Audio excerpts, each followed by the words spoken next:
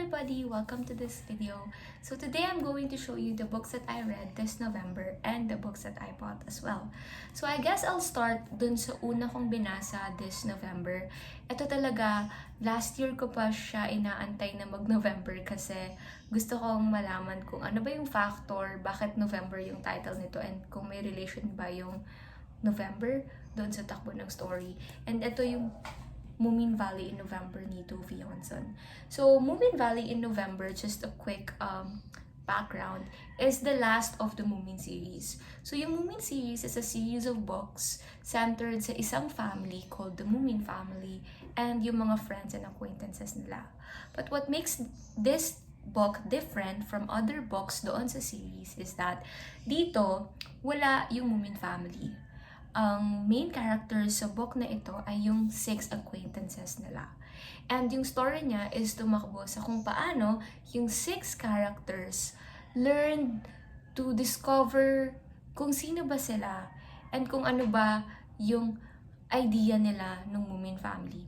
Kasi marami sa mga events dito sa libro is tumakbo sa kung paano nila nakikita yung sarili nila based doon sa idea nila ng Moomin Family. So, you could say that this book is not like most children's books. And I have to say yes, because this book is more melancholic than the other Moomin books. I've read other Moomin books. And yung unang difference na nakita ko between Moomin Family in November and other Moomin books is that ito walang adventure at all. This is very slow and naka-stuck lang sila sa bahay. Compared sa other Moomin books na may adventure, umalis sila, nakakahanap sila ng new people. Ito, yung readers are forced to stay with these acquaintances, with these characters. And you'd notice na when you're reading this book, these characters are annoying. And these are the type of the characters that you don't want to read on the children's books. Kasi sila yung mga character na in real life, ayaw mo silang kasama. Kasi nga, may characteristics sila na annoying. And in a way, may mga characteristics sila na reflection mo rin. Reflection rin ng sarili mo. So, di ba, sometimes you don't like to be with people whose characteristics are similar to your ugly characteristics. And you're forced to stay with them when you're reading this book. But you also realize that these characters are a little bit sad as well because may mga characters dito na yung idea nila nung self nila is hinubog nila based dun sa idea ni Moomin Papa and ni Moomin Mama. So yung actions nila is hindi yung totoong sarili nila pero yung tingin nila magugustuhan nung mga characters na wala naman doon sa story. So it's a really mature book. I'm not sure kung anong feeling ng mga kids nung binasa nila to kasi na-discover ko lang si Moomin nung adult na ako. So I'm speaking from perspective of someone who's reading this for the first time as an adult. So I don't know kung anong feeling ng mga bata or ng mga children, ng mga adults na binasa nila to when they're child or when they discovered this when they're child, when they were kids. So I don't know, I can't comment on their thoughts. But me as an adult reading this, I have to say that this book is really relatable and someone that I would recommend to other adults as well. Especially doon sa mga tao na nasa period sila ng buhay nila, wherein they're at the crossroads and they are moving from one chapter ng buhay nila to another. And I think in a way they would find similarities with the other characters, but they would also find comfort reading that, oh, these characters are like me, and if the characters dun sa book found their own resolution, ako din makakahanap ng resolution ko.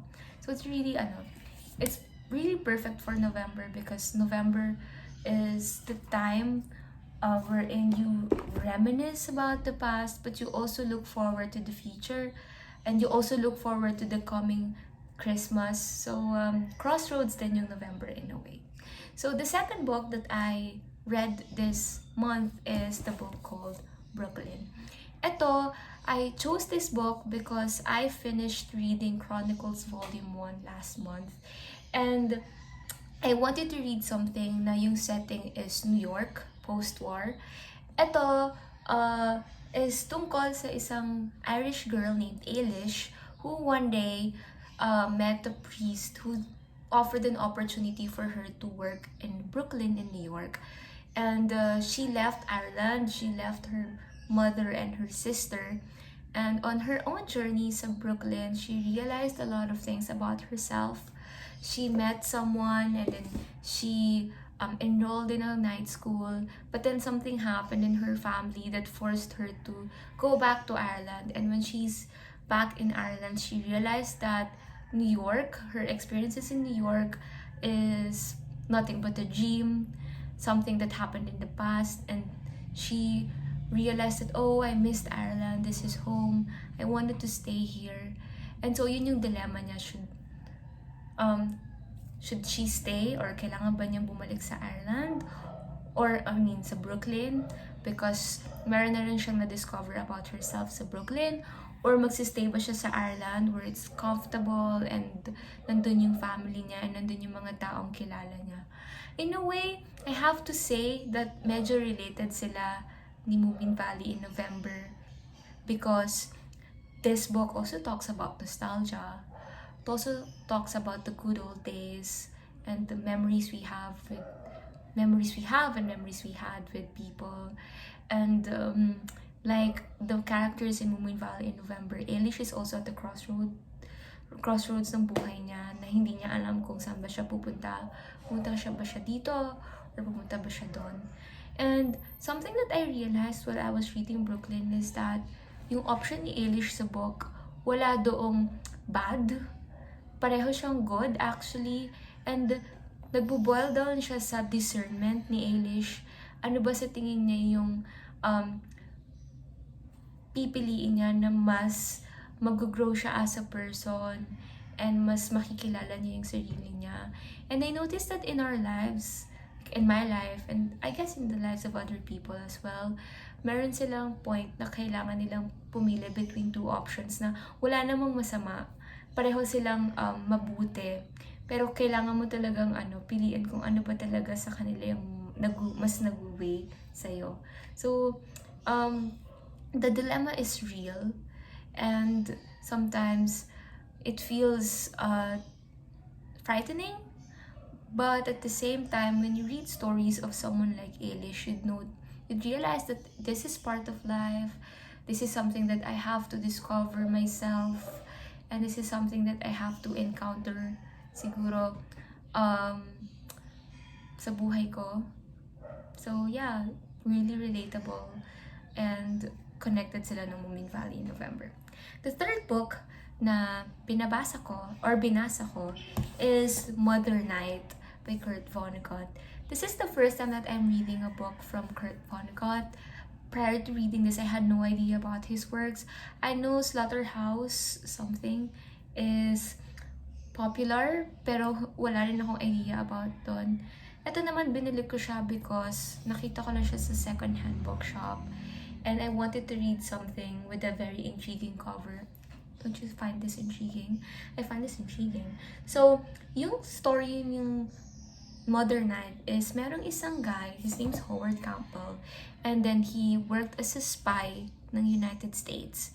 And then, ang ginawa niya, he infiltrated yung leadership ng Nazi during the Second World War, and he worked as parang this guy na ang task is to create propagandas to further strengthen yung emotions ng mga Germans against the Jewish people and for the Germans to further support yung war. So, yung setting niya is 1940s Germany and 1960s Greenwich Village, New York. So, medyo similar sila ng Brooklyn sa setting, sa time period. Pero ito, it's different kasi if Brooklyn is a coming-of-age film, or coming-of-age book, sorry. Mother Night is a political novel.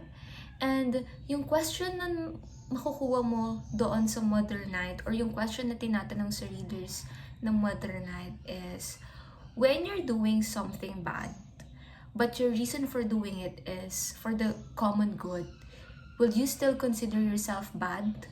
Or mabait ka? Or would you consider yourself as morally wrong or morally good person? Kasi yun yung dilemma ni Howard eh. He's working for the Americans. It's for the greater good. He worked as a spy. Pero at the expense of creating propagandas to fuel hate and to encourage people to join the war. So in a way, medyo relatable siya sa current atmosphere and sa current political landscape and societal landscape. So yung question is, nasa reader, would you consider Howard as good or would you consider him as bad? Kahit na mabuting intention niya. So ayun. The book is something na hindi ko pa nababasa sa mga previous novels na nabasa ko. And actually, compared to the first two books that I mentioned, reading Mother Night is like watching a film. Nung binabasa ko siya, para akong nanonood ng pelikula. And ang cool lang niya kasi nga, like I mentioned, wala pa akong nababasa ganun in the past. So, yun. Yun yung mga books na nabasa ko this November. Now naman, let's move on to the books na binili ko this month. So, ito ay a collective haul. I don't always buy a lot of books. But this books kasi, I discovered sa Shopee, and then I-discover ko din siya sa book sale. So, these books are second-hand books. And let's start din sa books na binili ko sa Shopee. Yung first book na binili ko sa Shopee is this one, Bound for Glory by Woody Guthrie. Ito binili ko siya because I read last month yung Chronicles Volume 1 and may chapter doon wherein Bob Dylan mentioned Woody Guthrie, how Woody Guthrie inspired him, kung paano niya binasa yung Bound for Glory and paano siya na-inspire sa story ni Woody and yung songs na nagawa niya because of Woody Guthrie's influence. So, I have idea about Woody Guthrie, but I don't know much about his life. And when I discovered that he lived during the Great Depression and the Dust Bowl in some parts of the United States, I became really curious because I also wanted to learn more about that time period, about the 1930s United States. And so reading this book, I'm excited to read this, by the way. Siguro I'd get more idea about that time period and ano ba yung experiences ng real people ng panahon na yun. So that's the first book that I bought sa Shopee. The second book is kind of related then sa Bound for Glory. This one is a fiction by John Steinbeck. It's called The Grapes of Wrath. I bought this sa Shopee. This is a second hand. And eto naman, same din yung setting. Great Depression, Dust Bowl. And wala lang, matagal ko nang gustong basahin to. And na-inspire din akong basahin yung The Grapes of Wrath kasi early this year, I read America is in the Heart. And yung setting din nun is California. So, meron ding mga nagsasabi na pwedeng i-compare yung America is in the Heart sa The Grapes of Wrath. So, mas na-curious akong basahin to because of those comparisons. So, ito yung storya naman nito is merong family na galing sila sa Oklahoma kasi Oklahoma is na-apektuhan ng Dust Bowl. And then from Oklahoma, in search of a better life, nagpunta sila sa California. So dun umikot yung story. So I'm also excited to read The Grapes of Wrath by John Steinbeck. Now, let's move on to the books naman na binili ko sa book sale. So, nagkaroon ako ng opportunity to visit book sale this month and I bought 3 books. So, I'll start with the first one and yung inumpisahan ko na ring basahin. So, yung book na binabasa ko is yung Tales from Ovid ni Ted Hughes. Ito I discovered because Molly from Sherlock mentioned that this book is parang about myth and wala lang. I just really like her. She's my favorite character from Sherlock. And I like that she recommends books. Actually, Moomin Family in November, she was the one who recommended it. And parang I read an article where she recommended that book. And in the same article, she mentioned this one. Ako, I have no idea kung sino si Ted Hughes or si Ovid. So, hindi ko in-expect na nung nakita ko to sa book sale, ito pala ay collection ng poetry. And as someone who's not really into poetry, medyo nag-hesitate pa ako na bilhin siya kasi baka hindi ko siya ma-appreciate. But, when I read a sample ng isa sa mga tula, na natuwa ako kasi hindi mahirap intindihin yung tula dito. And very, very interesting and very catchy. Meron dito, for example, yung nabasa ko, yung kay Phaeton. So, ang nakakatawa lang yung pagkakasulat ng first stanza. So, parang ganito siya. When Phaeton bragged about his father Phoebus, the sun god, his friends mocked him. Your mother must be crazy or you're crazy to believe her. How could the sun be anybody's father?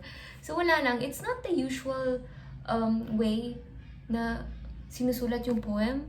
Like, most of the poems na nababasa ko, they're very formal and the words are very difficult to understand. Pero yung pagkakasabi or pagkakasulat ng your mother must be crazy or you're crazy to believe her, parang wow, it's just like reading other novels or just reading a conversation between friends. So yun yung nag-cause sa akin to buy this one. Pero no regrets naman kasi hindi rin ako familiar masyado kay Ovid, and dahil dito mas naging familiar ako sa kanya, sa works niya, and sa contribution niya sa literature. And also, mas nagkaroon din ako ng idea tungkol sa mythology kasi hindi rin ako masyadong mahilig sa mythology. So, baka pagkatapos kong basahin ng Ovid, mas explore pa ako ng iba't ibang stories from mythology. The second book that I bought sa book sale is one that I've been looking for since last year. This one's a non-fiction book and academic, and na-discover ko to because I was listening to this podcast called The Rest is History, and last year they made an episode about Afghanistan, like the history of Afghanistan and its relationship with Western countries. And ito yung ni-recommend nila. Sabi nila this book is good if you want to read more about imperialism in Central Asia and in that region. So, Afghanistan and yung mga neighboring countries niya. So, matagal ko na itong hinahanap, pero wala akong mahanap dito. Luckily, one time na nagpunta ako sa book sale, nakahanap ako ng second-hand copy. So, ito yung The Great Game on Secret Service in High Asia. So, ang focus nito is noong late 1800s, so mga late 19th century, Victorian period sa Central Asia. So, The Great Game is parang this secret war between the Russian Empire and the British Empire during the height of the age of imperialism. So, sabi dito, when play first began, the two rival empires, yun nga yung Russian Empire and yung British Empire, lay nearly 2,000 miles apart. But by the end, some Russian outposts were within 20 miles of India. So perfect tong basahin if you're someone who's interested about the age of imperialism, especially if you're interested about age of imperialism in Asia. I really like that topic when we're studying sa history. So I really want to read more non-fiction books about imperialism in Asia. So, I'm really happy na nahanap ko siya sa book sale kasi sa totoo lang ang mahal niya sa Waterstones and sa Book Depository. I can't find them sa local bookstores. So, when I'm looking for a copy sa Book Depository, medyo mahal siya, 1,000 pesos. And I'm super happy that I just got it for 195. So, I will definitely read that book in the future. The last book, ito wala akong idea dito. Kasi binili ko lang siya nung nandun na ako kasi natuwa ako sa cover and na-curious din ako. So ito yung The Biscuit Girls ni Hunter Davis. So hindi ko nga siya alam kung ito ba ay fiction or non-fiction nung binili ko. Natuwa lang ako dito kasi akala ko nurse sila. Pero, nung binasa ko yung likod, sila pala ay mga workers sa isang biscuit factory sa Northern England noong World War II. And, ito po ay hindi pala isang fiction, but real accounts of real workers sa factory ng Car and Co's biscuits. So, actually, hindi ko nga rin alam na meron pa ng biscuit na Car and Co's. Hindi ko alam kung active pa ba sila, kung ano bang type ng biscuits yung ginagawa nila. Pero, na-curious lang ako dito Kasi, oo nga no, ano bang experiences ng mga taong nagtatrabaho sa isang biscuit factory? Kasi ako, hindi rin ako familiar kung ano bang ginagawa nila. Even though many times in the past, nakapunta na ako sa mga factories ng food because of field trips. Pero wala akong idea kung ano ba yung buhay nila, ano ba yung routine na ginagawa nila. Kahit na ito 1940s, parang interesting ding malaman paano ba yung buhay ng mga tao noon. 'Di ba? Na syempre nung 1940s yung factories is hindi kasing advanced ng factories ngayon. So wala lang, very interesting, very parang ano siya, nakakapukaw siya ng interest and curiosity about that time period and about life in a factory. So yan. So that's it for this video. Thank you so much. And if you've read any of these books, siguro comment down below kung ano yung thoughts nyo and maybe we can have conversations about these books. So that's it for this video. Thank you guys. Bye!